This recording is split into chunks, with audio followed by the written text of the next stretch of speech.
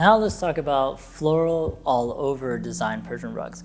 So with this type of design, you're gonna see a floral motif all over the field of the rug without the center medallion.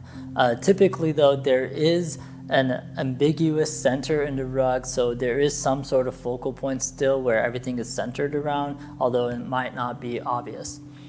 Something to note is that this is really common in traditional Persian rugs again. So you're going to typically see this in Tabriz, Sarouk, Kashan, Mashhad, Isfahan, and Nain, the rugs that are made in cities. So when you look inside the field of the floral all over rugs, you're going to find that the flowers they use are typically going to be larger, again, when it compares to medallion floral rugs.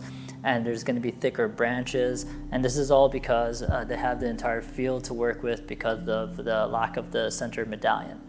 Also, all of these flowers, they're usually connected together with a network of vine and leaves and blossoms. You'll also find that there's going to be like different animals and birds inside of the field.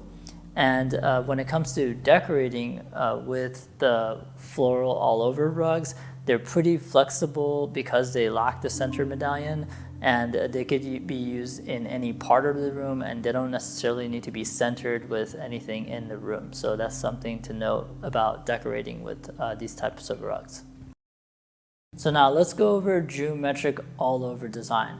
So in this type of geometrical design, what you're going to typically see is a geometric shape that is spread all over the field of the rug. The type of shape, the type of pattern could be either repeating pattern, so you're going to have pretty much the same type of shape being repeated over and over in the rug, or you're going to have a continuous pattern where there's going to be a variation in the geometric shapes from one end of the rug to the other. And typically what you're going to see is that the background colors within each of the geometrical shapes are going to be different.